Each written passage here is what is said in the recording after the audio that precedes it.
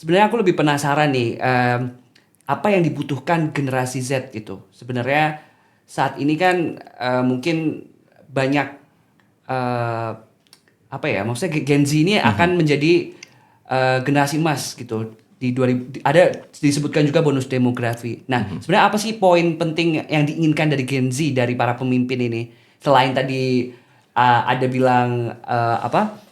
Tentang ya jangan gimmick lah. Nah, poin pentingnya ini apa sih sebenarnya yang diinginkan sama Gen Z untuk para pemimpin ke depannya? Oke, saya punya sebuah pandangan. Ada sebuah teori yang bernama intergenerational justice. Oke. Atau bisa disebut sebagai keadilan antar generasi. Jadi konsep ini adalah bagaimana seorang perumus kebijakan dan pembuat kebijakan itu memutuskan kebijakan dia nggak cuman berdasarkan keadilan atau mungkin kesejahteraan atau mungkin beberapa faktor Oke. di masa tersebut aja. Tapi bagaimana hal tersebut, kebijakan tersebut itu tetap adil, tetap sesuai dengan orang-orang yang akan datang di masa depan kayak gitu. Maksudnya gimana? Real gini deh. Ketika kita ngebahas soal hilirisasi, kita ngebahas soal bagaimana kita membuka tambang-tambang baru. Oke. Tambang-tambang baru ini kan kalau misalkan kita cuman sekedar buka, kebijakan adalah membuka tambang agar meningkatkan nilai investasi.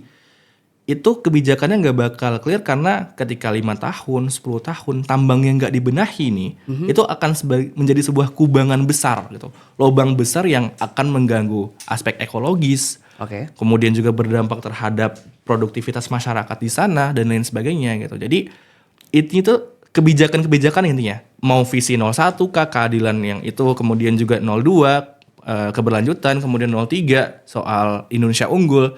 Gimana caranya supaya kebijakan yang mereka laksanakan ini ketika mereka terpilih itu mereka mikirin nggak cuman setahun, nggak cuman 5 tahun, tapi 10, 20, 30 tahun ini dampaknya apa sih sebenarnya gitu. Berkelanjutan gitu. Supaya ketika nanti ya teman-teman saya, angkatan saya, mungkin abang-abang saya, adik-adik saya ketika mereka memimpin Indonesia, mereka nggak memimpin sampah. Mereka nggak memimpin Indonesia yang sudah habis dikeruk oleh orang-orang tua. Sumber dayanya, harga-harga yang semakin meningkat. Kita nggak cuma dikasih, udah kamu gini urusin Indonesia yang udah hancur ya. Nggak, kita nggak pingin kayak gitu bang.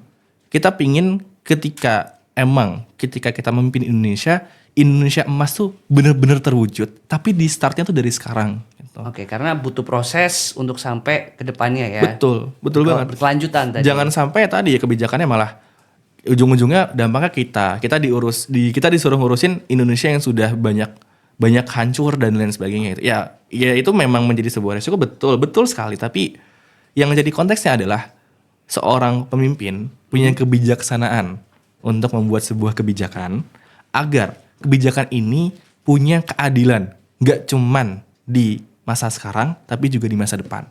Oke. Itu Poin yang bagus. saya rasa kayak gitu. Oke.